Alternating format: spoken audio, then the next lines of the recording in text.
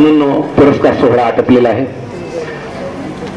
आणि गेल्या 10 वर्षापूर्वी कधीतरी माझा अंदाज आहे परमपूजनीय परममहंत उपाध्याय कुलाचार्य बेडकर बाबाजी इथे गेलेले होते. त्यानंतर हा 10 वर्षानंतरचा हा योग इथे आलेला आहे. संस्थेच्या वतीने त्यांना त्यांच्या या प्रदीर्घ पंथीय सेवेबद्दल त्यांनी केलेल्या आम्हाला मार्गदर्शनाबद्दल आणि प्रबोधनाबद्दल संस्थेच्या वतीने त्यांना आम्ही एक पुरस्कार प्रदान करणार आहोत. संस्थेच्या सगळ्या पदाधिकाऱ्याला जी इथे स्टेजवर येऊ शकतील सर्वांनी त्यांच्या या स्मृतिचिन्ह भेट देण्याकरता कृपया ते सर्व येतील आणि हात लावतील. बाबांना स्मृतिचिन्ह आपल्याला द्यायचं आहे.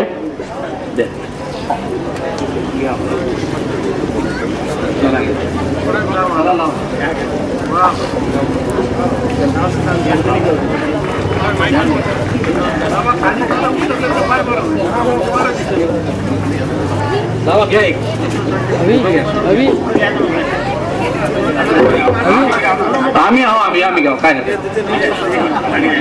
या लाव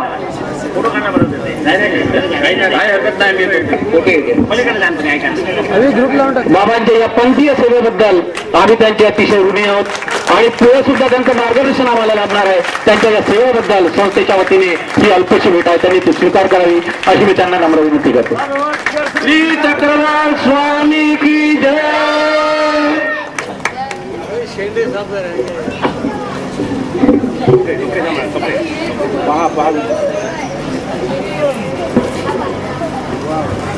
अभिनंदन झालेलं आहे बाबांचं. आम्ही त्यांच्या या अभिनंदनाचा हा सोहळा इथे पार पडलेला आहे. परंतु त्याचप्रमाणे या संस्थेच्या कार्यकर्ता ज्या मंडळींनी योगदान दिलेलं आहे आणि आपल्या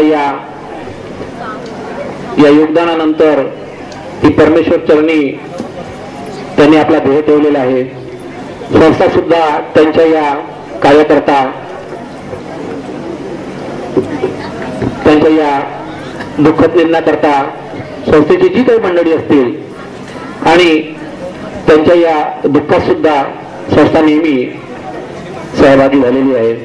याच माध्यमातून या 2 ते 3 वर्षापूर्वी आमच्या या संस्थेचे अध्यक्ष परमपूजनीय ईश्वर भक्त घनश्यामदादा कारंजेकर यांच्या पत्नी म्हणजे आता दीक्षेच्या पूर्वीच आणि प्राध्यापक किशोर शिंदे यांनी इथे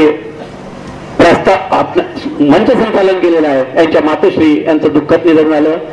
परमेश्वर त्यांना आपल्या चरणी प्रेमपत्र देईलच, परंतु संस्थेच्या वतीने हा दुखवट्याचा एक कार्यक्रम आम्ही इथे आयोजित करत आहोत.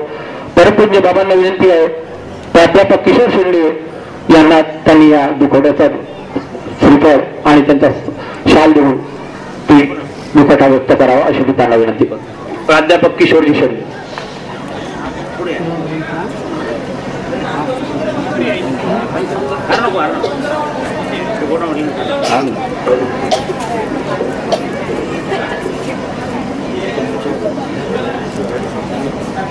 संस्था यांच्या या दुःखामध्ये सहभागी आहे. आम्ही सर्व या संस्थेचे पदाधिकारी राजू शेंडे जर असतील त्यांनी हा दुखवटा करता समोर यावं.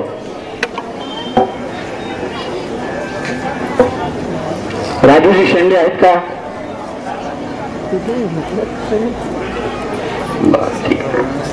बर ते उपस्थित नाही. दुखवट्याचा कार्यक्रम आपण इथे समाप्त करत आहोत आणि यानंतर या संपूर्ण याच्यामध्ये आपण कुठल्याही धर्माचे असो, कुठल्याही पंथाचे असो, कुठल्याही जातीचे असो, परंतु प्रथम आपण भारतीय आहोत हा एक मनामध्ये प्रत्येकाने आपल्या मनामध्ये बिंबवणं अतिशय गरजेचं आहे. सीमेवर लढणारी जी सैनिक मंडळी आहेत त्यांच्या या बलिदानामुळे असो किंवा त्यांनी केलेल्या कर्तृत्वामुळे आज आपल्याला इथे आपण शांत चित्ताने किंवा अतिशय शांत परिस्थितीमध्ये आपल्याला जीवन जगता येतं.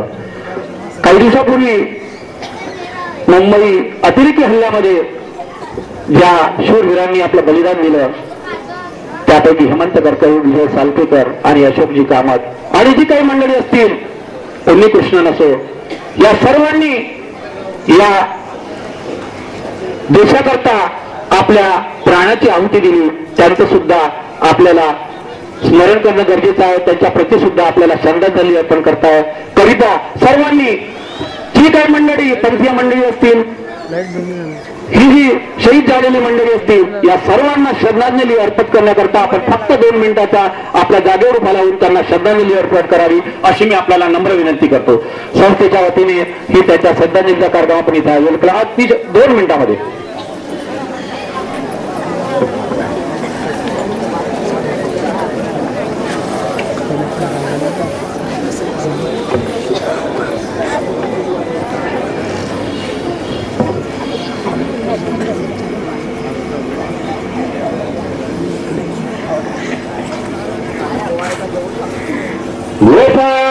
कृष्ण गजपंजरान्ते अद्येव मे विशतु मानसराजहंस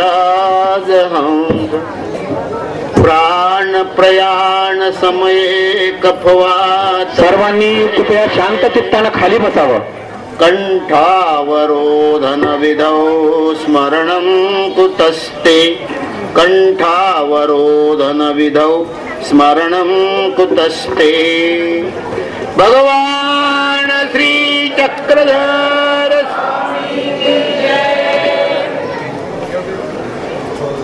महानुभाव परमार्ग अध्ययन मंदिर या संस्थेच्या विद्यमाने महानुभाव परमार्ग अध्ययन मंदिर या वास्तूचा वर्धापन दिन आपण या ठिकाणी साजरा करीत आहोत. या वर्धापन दिनाच्या निमित्ताने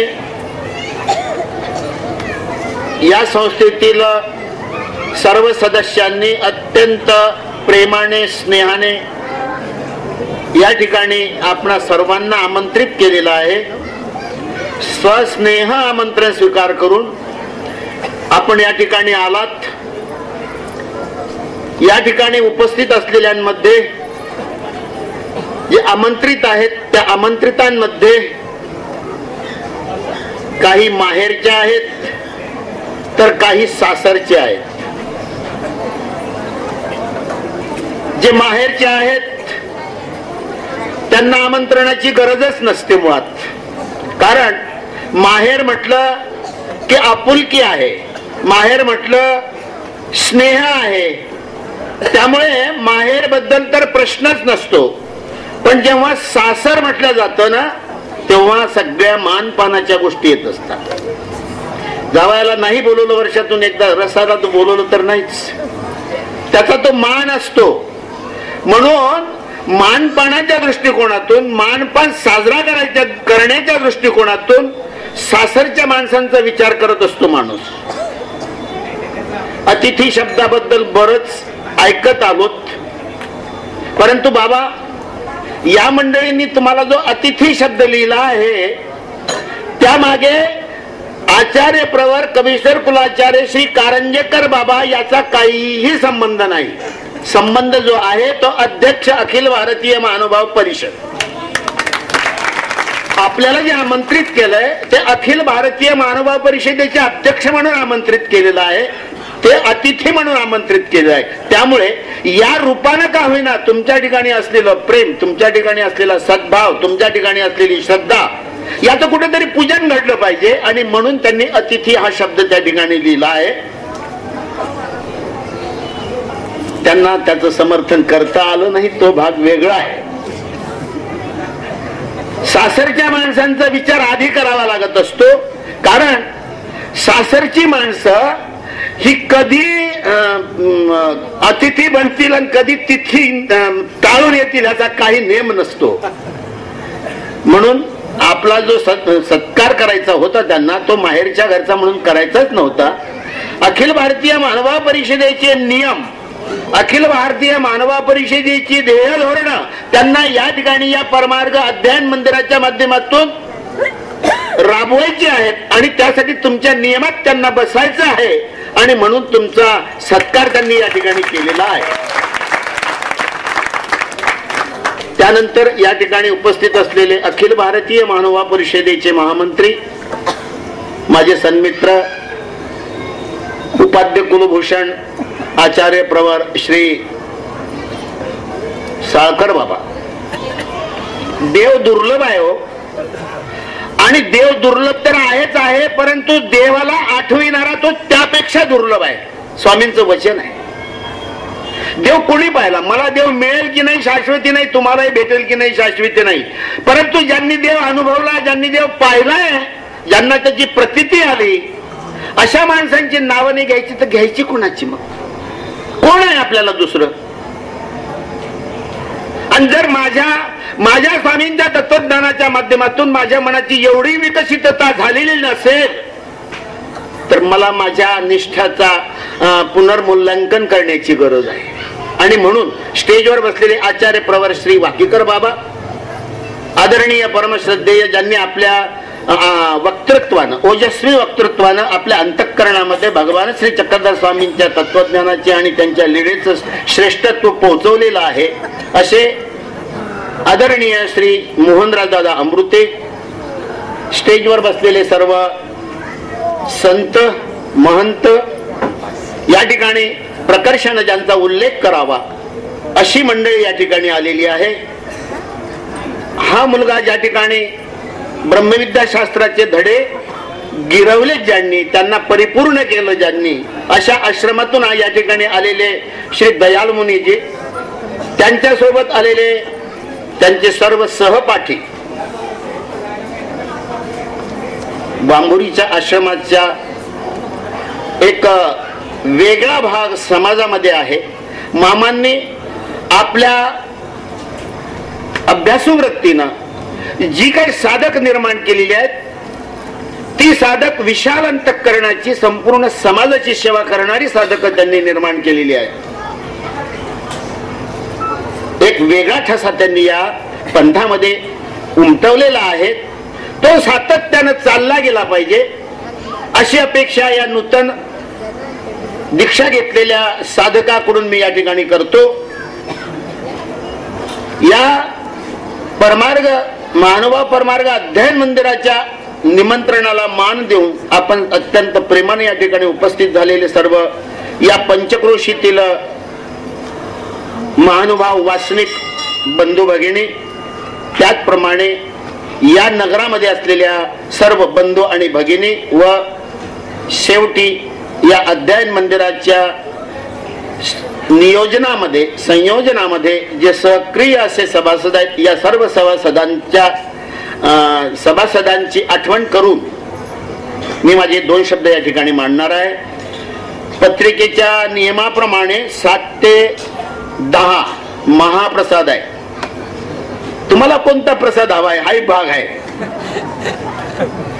महाप्रसाद की ज्ञानाचा प्रसाद, एक प्रकारे ही तुमची परीक्षा आहे. चुळबुळ उठबस अशी जाणवली तर मी समजेल की तुम्हाला महाप्रसादाची गरज